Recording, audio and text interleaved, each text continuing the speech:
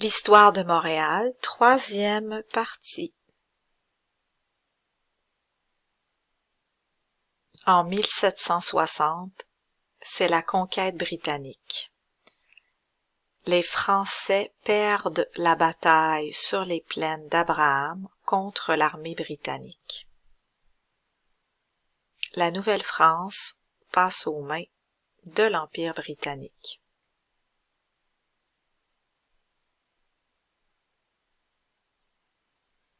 Observez le territoire de la Nouvelle-France en bleu avant la guerre de la conquête et après la guerre de la conquête.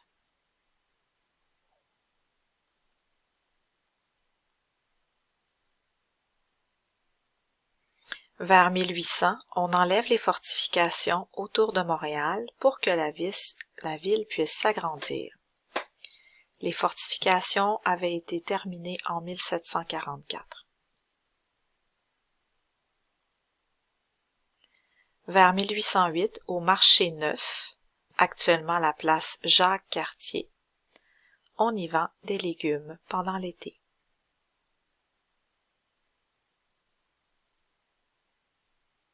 Voici la place Jacques-Cartier aujourd'hui.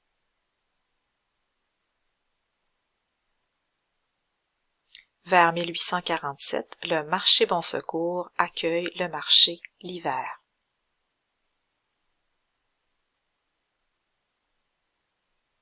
Aujourd'hui, le marché Bon Secours est le siège social du Salon des métiers d'art.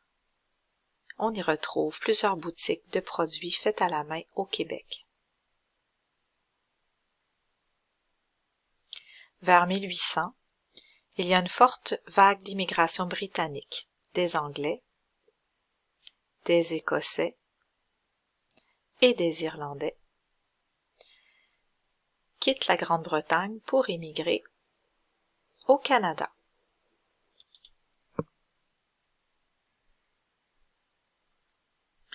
Vers 1831, Montréal est majoritairement anglophone, c'est-à-dire que la plupart des personnes y parlent anglais.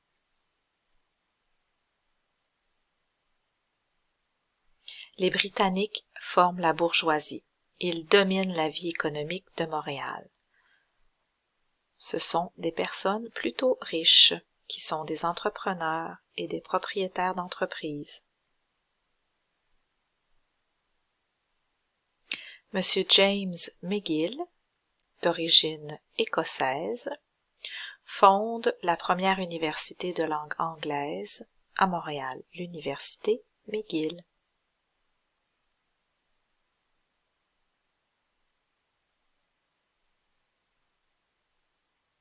Voici l'Assemblée législative du Bas-Canada vers 1793. Au Parlement, la majorité est canadienne-française et la minorité est canadienne-anglaise d'origine britannique. Les Canadiens anglais sont très attachés à la couronne d'Angleterre. Ils veulent vivre selon les lois britanniques. Toutefois, la majorité canadienne-française n'est pas d'accord. C'est ce qui mènera à la rébellion des Patriotes de 1837 et 1838.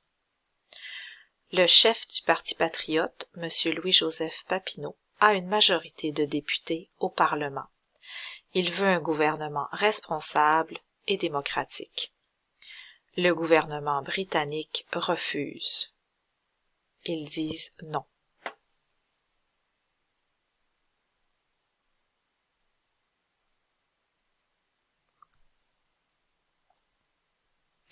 À cette époque également, beaucoup de gens quittent la campagne pour la ville. Les salaires sont très bas. Les adolescents doivent souvent travailler.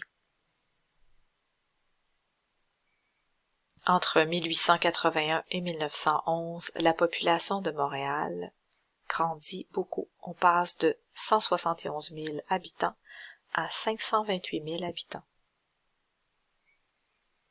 En 1867, c'est la Confédération.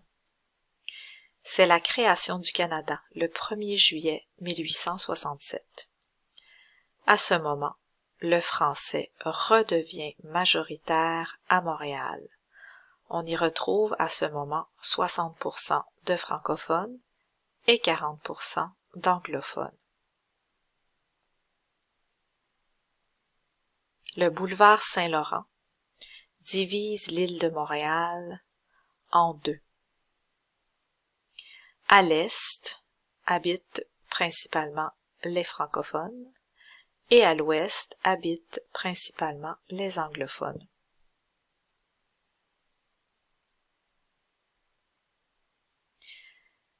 Les francophones ont leurs propres écoles de langue française, les anglophones ont leurs écoles de langue anglaise.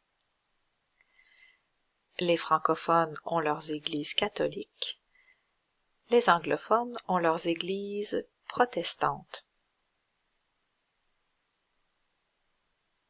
Les francophones ont leur propre journal français. Les anglophones ont également leur journal en anglais.